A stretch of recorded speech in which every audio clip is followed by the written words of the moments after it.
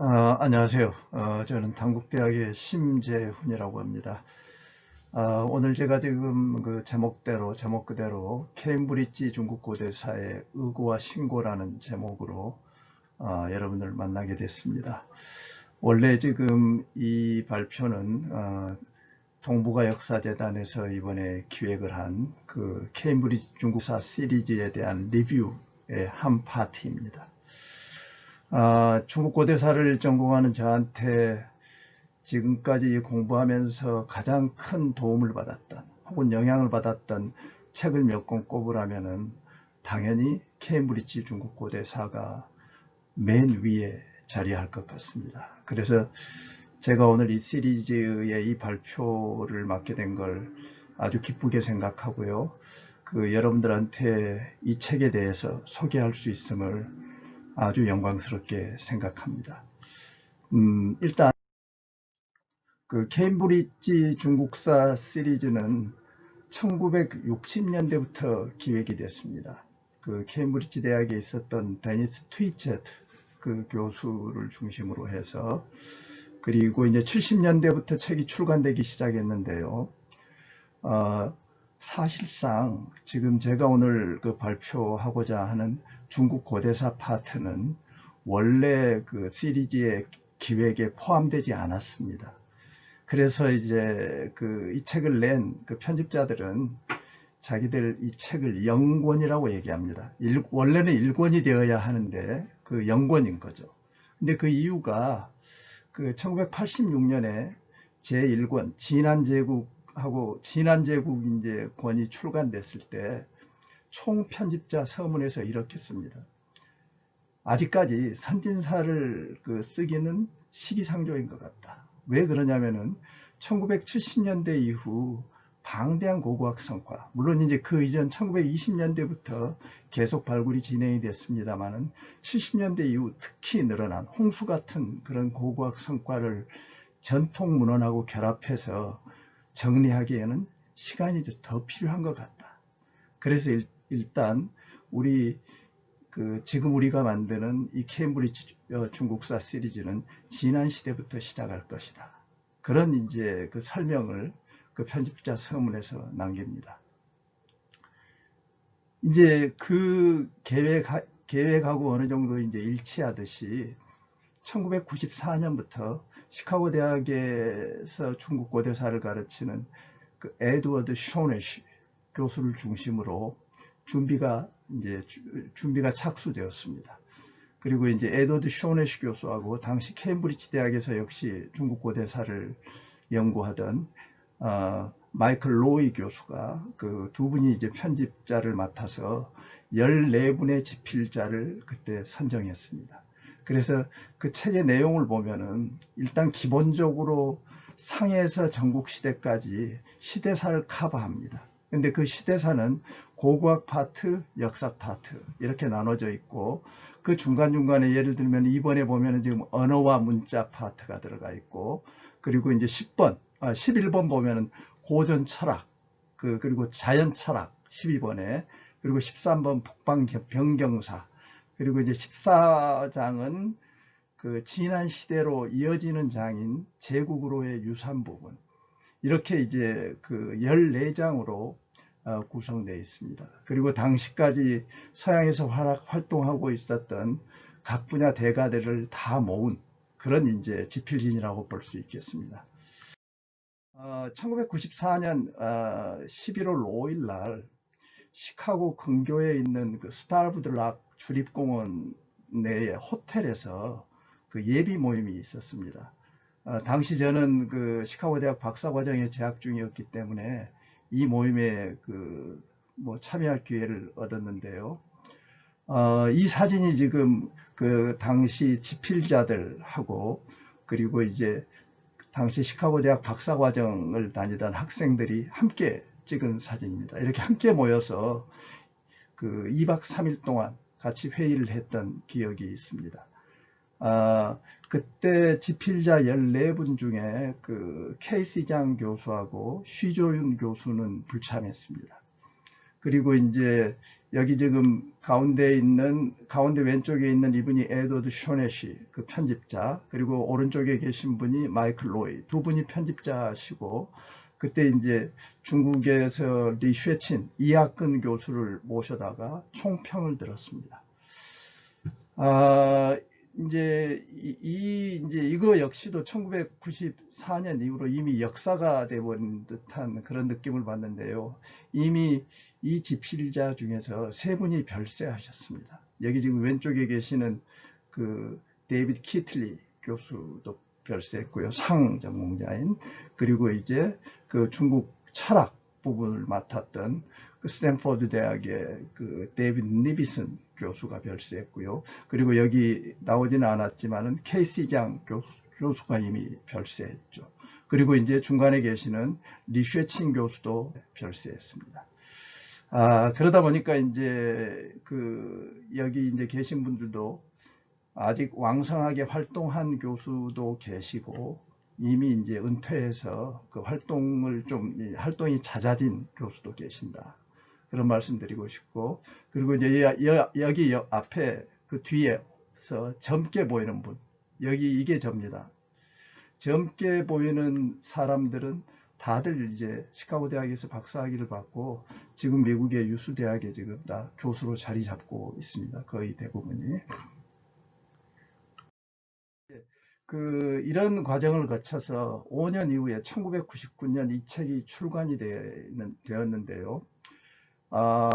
이제 그 책의 방향을 정해주는 어떤 그 지침이 될 만한, 지침이라고 보기도 좀 그렇고, 어떤 하나의 경향을, 그 당시 그 중국 고대사 연구 그 경향성을 제시해주는 이제 아주 중요한 그 언급이 여기 들어 있는데요. 그게 바로 이제 편집을 맡았던 아마 에드워드 쇼넷의 생각이 여기 서문에 들어가 있을 것 같은데요.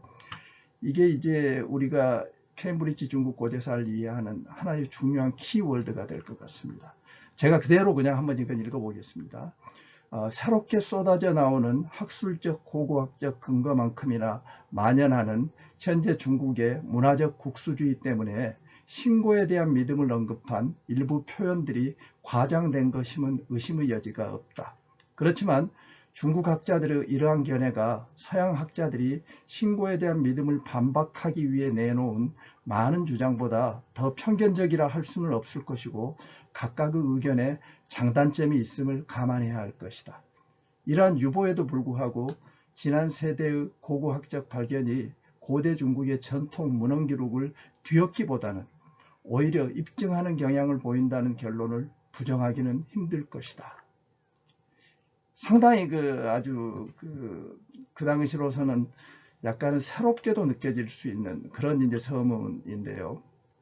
왜 그러냐면은 대체로 서양에서는 그 중국 고대 문헌에 대한 그 신빙성을 의심하는 이른바 그 구제강, 고일강 이래로 제시된 의고의 학풍이 상당히 강했습니다. 그런데 지금 이 주장에서 쇼네시 교수는 현재 중국의 고고학 상황을 감안해서 그 일종의 신고 경향 자체도 앞으로 이제 그 추이에 따라서 상당히 다르게 반영될 여지가 있다라는 것을 특히 강조를 했던 것 같습니다. 쇼네시 교수가 이런 얘기를 여기서 굳이 한 거는 그 당시 있었던 그 학술계의 큰 논쟁의 영향을 받았을 가능성이 큽니다.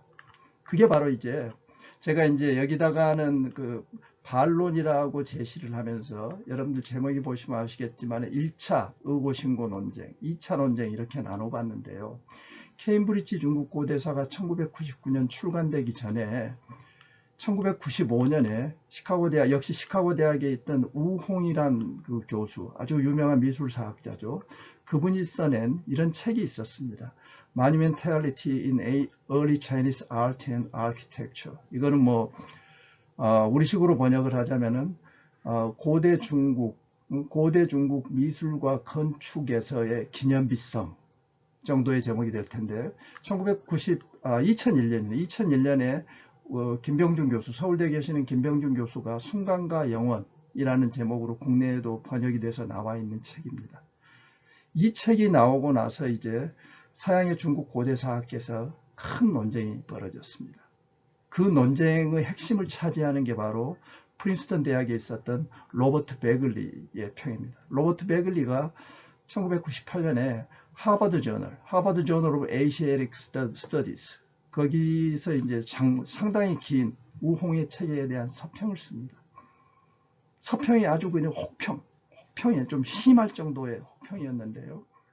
그 가장 핵심을 이루는 내용이 이겁니다. 삼례, 그러니까 주례, 얘기, 의례, 보통 이제 우리가 세 책을 삼례라고 얘기를 하는데요. 예서, 예나 제도 같은 걸 담고 있는 그런 책이니까 그걸 삼례라고 부르는데, 우홍 교수가 주로 삼례의 그 세 가지 책에 의존해서 선사시대, 신석기 시대에서 진안시대 혹은 그 이후까지도 중국 미술사를 연속선상에서 재구성했습니다. 그러니까 이제 베글리는 이 문헌기록 자체를 신뢰하지 않기 때문에 이러한 시도에서 아주 이제 심한 혹평을 합니다. 어떻게 그걸 다 그 하나의 일관성 있는 그 장시간의 그 여러 유물들을 일관성 있는 어떤 요소, 기념비성이라는 요소로 그걸 묶을 수 있나 하는 심한 비판을 제기를 하면서 이런 얘기를 합니다. 거기다가 역시 그 우홍은 그 중국계니까 문화 당국자다. 영어로는 cultural insider라는 표현을 씁니다. 그리고 자신들은 cultural outsider, 문화 구계자. 문화 구계자의 입장에서 보는 역사하고 문화 당국자의 입장에서 보는 역사가 다를 수도 있겠구나 하는 강한 반론을 제시합니다.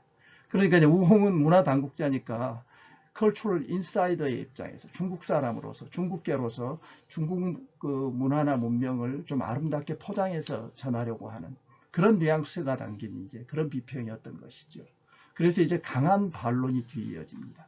심지어 우홍 교수는 이런 반론은 그 일고의 가치도 없고 인종 편견적인 그런 반론이다. 이런 이제 큰 반론 와중에 아까 전에 봤던 쇼네시 교수의 그 케임브리지 중국 고대사 서론 부분이 들어갔던 겁니다.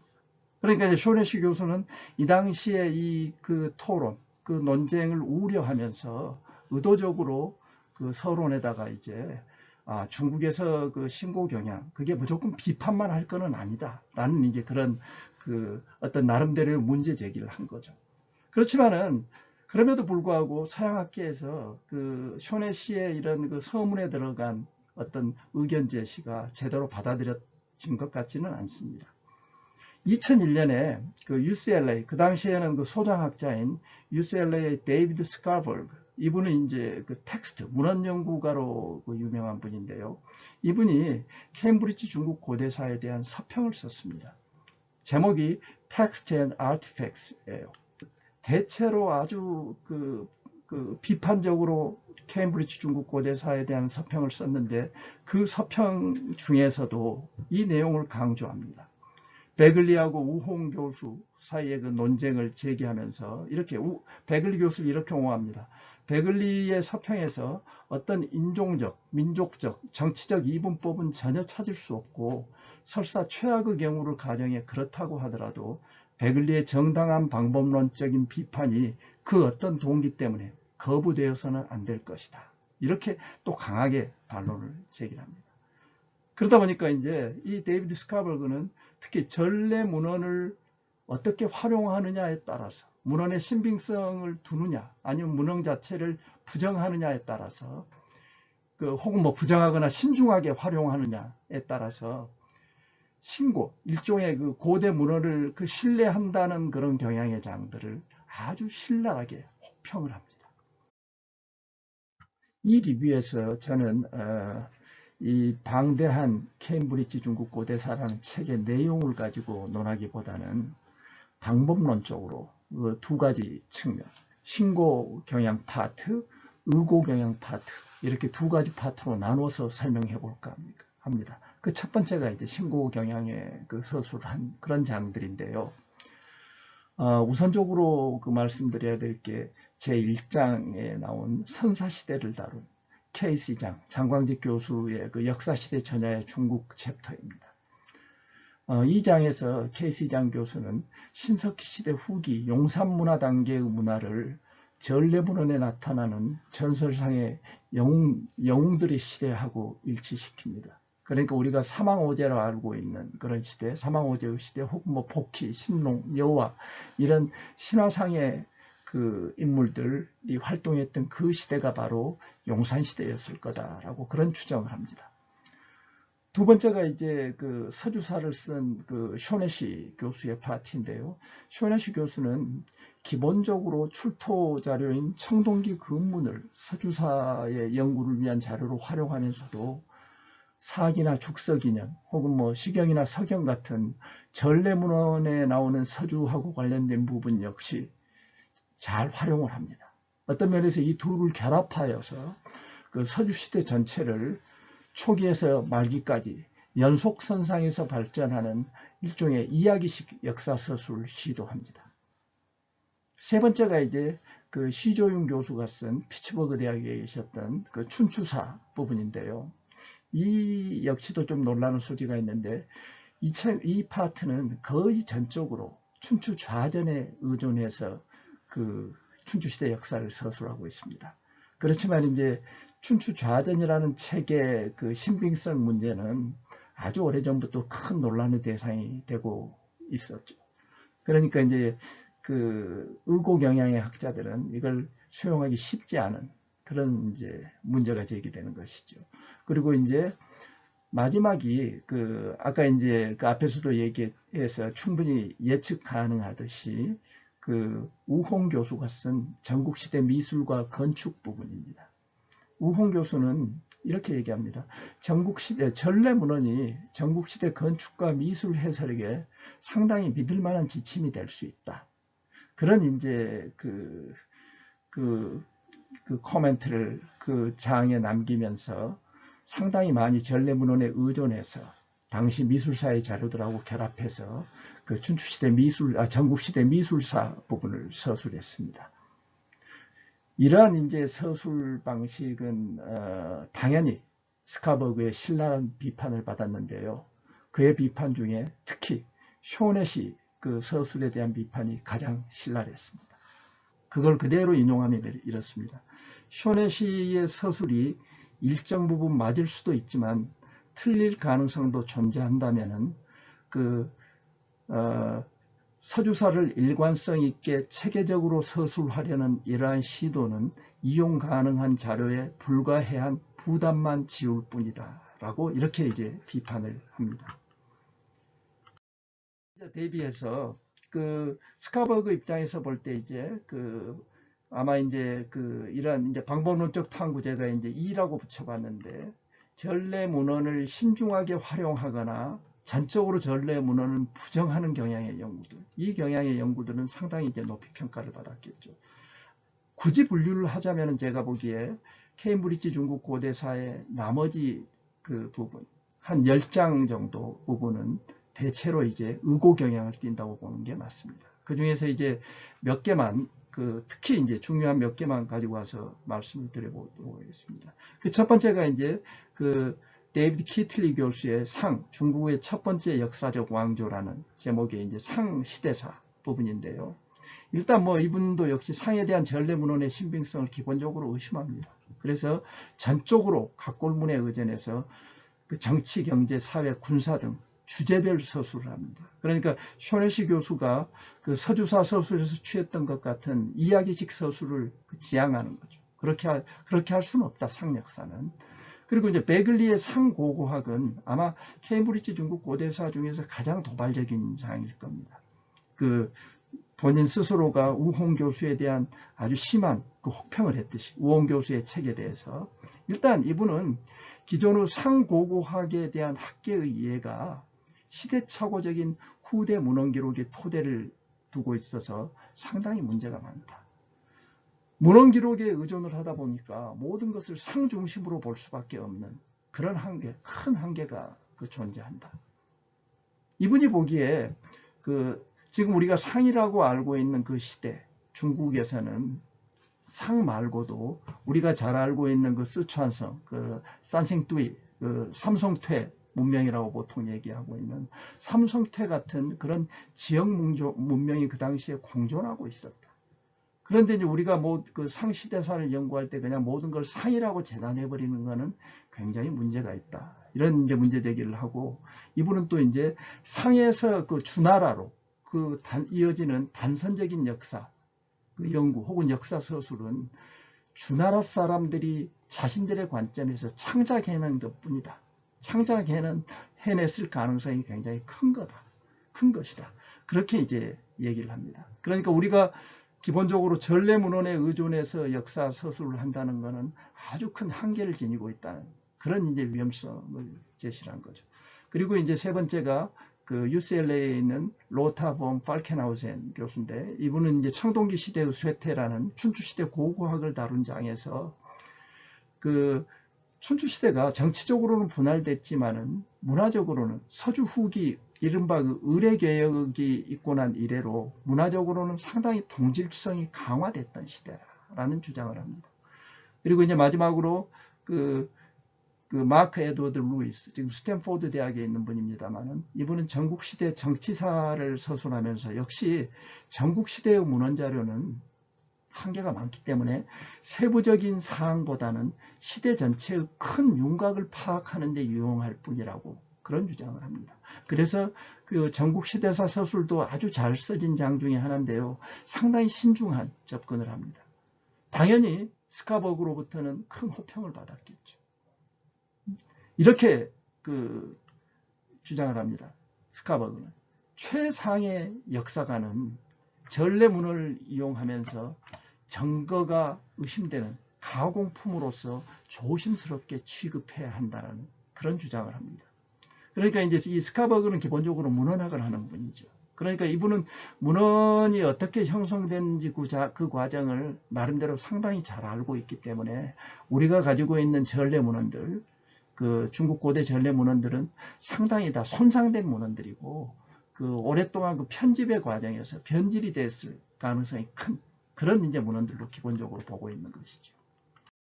이제 이런 그 두 가지 상반된 경향의 연구들을 보면서 이제 제 나름대로 이제 그 생각을 해봤습니다. 일종의 뭐 마무리라고 할 수 있겠는데요.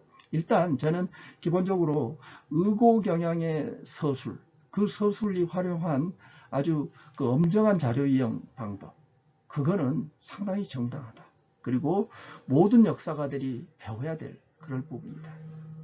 그런데 그 또 하나 이제 이들이 너무 이제 그 지나치게 의고 경향을 따르다 보니까 의고 역시도 또 너무 지나치다 보면 함정이 있을 수 있다. 조금 구체적으로는 이 이제 케임브리지 중국 고대사 서술에서 나타나는 이제 여러 가지 문제점들 제가 제 글에다가는 지적을 했습니다만은 몇 가지만 든다면은, 예를 들어서 춘추좌전 없이 춘추좌전을 활용하지 않고 과연 춘추시대사를 쓸 수 있을 건지, 그리고 이제 우리가 이제 또 하나 이제 이제 요즘 와서 이거는 이제 좀 명확해지고 있는 그런 부분인데요. 보통 이제 좌전이란 책에 보면은요, 그 대화를 담은 언서를 담은 기언 부분하고 그냥 어떤 이야기를 담은 기사 부분이 나눠져 있습니다. 근데 이제 데이비드 스카버그 같은 분은 이제 그 좌전 자체가 신뢰성이 떨어지는 문헌이라고 보는데, 왜 그러냐면은 기언 부분이 대부분을 차지하고 있기 때문입니다. 상당 부분은. 그래서 그 얘기 자체도 틀린 건 아닙니다만은 좌전 속에서도 기사, 스토리를 다룬 부분들은 상당히 신빙성이 있는 걸로 인정할 부분이 있지 않나. 그래서 이제 역시 조심스럽게 접근해야 되겠지만은 지나치게 그걸 다 그 텍스트 자체를 무시해버리는 것도 문제가 있다라는 생각을 하고요. 그리고 이제 우홍에 대해서도 심한 비판을 했는데, 사실 우홍 교수가 전국시대 그 미술사를 서술한 부분에서 그 활용한 문헌들은 실상 거의 다 전국시대 후기나 전국시대 이쪽 저쪽으로 만들어진 문헌들입니다. 그러니까 나름대로 당대 문헌을 활용해서 전국시대 미술사를 썼는데 그게 그렇게 큰 비판을 받을 건지, 그거는 의문의 소지가 있다. 그리고 이제 손혜시 교수에 대한 비판 역시도 요즘 이제 사실 이제 저도 이제 뭐 손혜시 교수가 추구한 그런 방식의 그 서주사 서술을 주로 해왔습니다만은, 아마도 서주시대에 나와 있는 그 장문, 장문의 그 청동기 근문을 좀 이해했더라면은 스카버그 교수가 그렇게 쉽게 얘기할 수 있었을까 하는 그런 의문이 들고요. 그 근문하고 지금 우리가 가지고 있는 전례문헌하고는 상당히 부합되는 부분도 많고 역시 조심스럽기는 하지만 충분히 활용 가능하다라는 그런 생각을 가지고 있습니다. 그런데 이제 이렇게 의고 신고로 나누어서 이렇게 집필이 되어 있는데 그 중에서 그게 반드시 상충되는 것만은 아닙니다. 제가 이제 제 독법을 따르자면은 사실 이제 주나라, 서주시대 장, 그 통일적인 그 주나라의 모습을 그렸던 서주 역사 파트, 그리고 제시카 로슨이 썼던 서주 고고학 파트는 사실상 전래문헌 이용 방법을 달랐지만은 내용은 상호 보완적인 측면이 강합니다. 물론 다른 면도 있습니다만. 그리고 춘추시대 역사도 마찬가지입니다. 정치적으로는 분열됐지만 주나라 문화를 추구하고 동질성을 유지했던 춘추시대에 관한 서술 부분도 전래문헌 활용 방법은 달랐지만은 완전히 상반된 역사를 썼다고 보기는 어렵습니다. 그리고 이제 전국시대 부분도 능력 있는 개인의 존재를 부각시킨 전국시대 정치사 부분, 그리고 이제 세속적인 어떤 사치품을 강조했던 우원 교수가 쓴 전국시대 건축과 미술 부분도 반드시 상충되지만 않는다. 접점이 있다. 라는 걸 이제 강조하고 싶고, 그럼에도 불구하고 이제 예를 들면은 KC 장이 썼던 그 선사시대 부분하고 그 베글리가 썼던 상고고학 부분, 이런 부분은 뭐 전혀 접점을 찾기 어려운 부분도 있는 거죠. 근데 이제 이러한 논쟁은 지금 의고신고를 둘러싼 이 논쟁은 사실상 구미학계에서 혹은 중국학계하고 같이 맞물려서 현재에도 계속 진행 중인 그런 논쟁입니다. 그리고 이제 이런 그 논쟁 자체가 우리 뭐 역사 연구 자체가 어떤 일관성 있는 기준을 가지고 뭐 할 필요는 굳이 없는 거니까 오히려 이러한 논쟁이 건강한 그 토론을 유발하고 그게 이제 학문을 발전시키는 측면도 있는 거죠. 그래서 저는 뭐 이거는 아주 어떤 면에서는 바람직하다고도 볼 수 있는 구미학계가 지닌 어떤 장점이라고 볼 수 있다고 생각하고요. 제가 이제 지금 이 그 프레젠테이션, 이 발표에서는 대체로 이제 그 방법론 쪽에 포커스를 맞추다 보니까 이 책의 풍부한 내용에 대해서는 전혀 설명하지 못했습니다. 그렇지만 이제 이 책은 풍부한 내용과 함께 다양성 추구라는 학문의 이상에 부합하는 중국 고대사 연구의 최고의 역작, 최고의 걸작이 아닌가 그렇게 평가하고 싶습니다.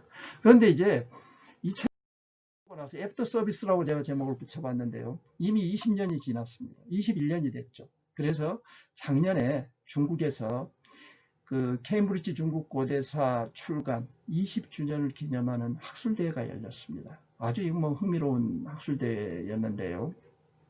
이때 이제 이렇게 구성을 했습니다. 그 뭐 서양 학자들, 중국 학자들이 참여했지만은 대체로 중국 학자들로 그 패널, 그 발표자들을 구성해서 그 20년 책이 출간됐을 때 그 나왔던 여러 가지 논쟁점을 중심으로 20년 이후의 변화 상황까지 같이 이제 결합을 시켜서 다양한 학자들, 특히 젊은 소장 학자들이 그 나와서 그 이틀 동안 그 학술대회를 열어서 아주 풍성한 결과를 얻은 그런 이제 학회로 보여집니다. 그래서 이제 지금 이제 중국 고대사 연구 자체가 워낙 이제 자료가 풍부하고 다양한 얘기들을 할 수 있다 보니까 이렇게 이제 서양 학계하고 중국 학계가 맞물려 들어가서 이렇게 논쟁을 하고 있는 그런 장까지 그 나오고 있다는 말씀입니다.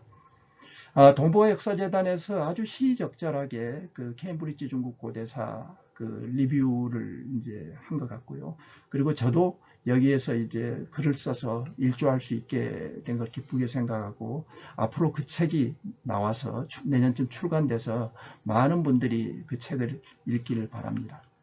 그리고 이제 제가 오늘 그 한 내용은 이미 2003년에 역사 비평에 제가 고대 중국 이해의 상반된 시각, 의고 신고 논쟁이라는 제목의 논문을 이미 썼고 그 논문을 토대로 한 것입니다. 예, 감사합니다. 오늘 발표는 여기까지 하겠습니다.